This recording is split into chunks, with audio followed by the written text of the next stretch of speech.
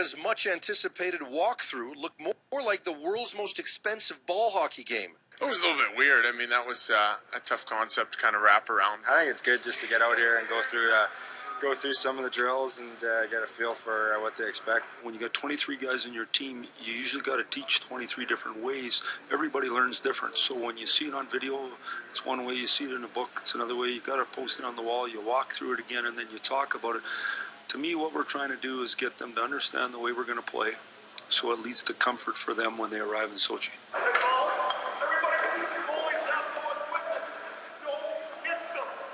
Despite Babcock's urging, that was easier said than done, with both Carey Price and Roberto Luongo on the receiving end of some shots and slashes. It's all good. It's all lighthearted, and it's a fun experience, being able to be out here with so many talented hockey players and view them in a different light. What was clear early on was that this was anything but a walk. After talking to football and basketball coaches about what they did in similar sessions, Mike Babcock wanted to get the most out of this opportunity, and Canada's head coach was in mid-season form.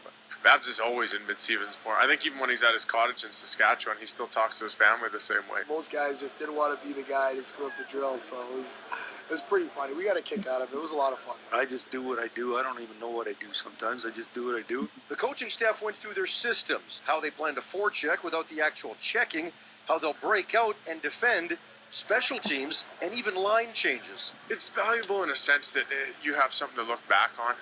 I mean, don't get me wrong, we're not out here reinventing the wheel. Hockey's hockey, and it's a matter of who's going to play their system the best. They're going to go back to their teams, and they're not going to think about any of this stuff. When you turn the light bulbs on for them again, the terminology, the patterns, what's expected is all going to be the same. They're smart guys. What was of primary concern to both players and coaches was spacing, given the additional space created by the international ice surface, where Canada struggled badly in 2006, and even in a setting where players couldn't skate into those areas, the change and more room was evident. There's so much more speed. You have time to read the play, but, at the end of the day, you make a bad read and you could be way, way out of position.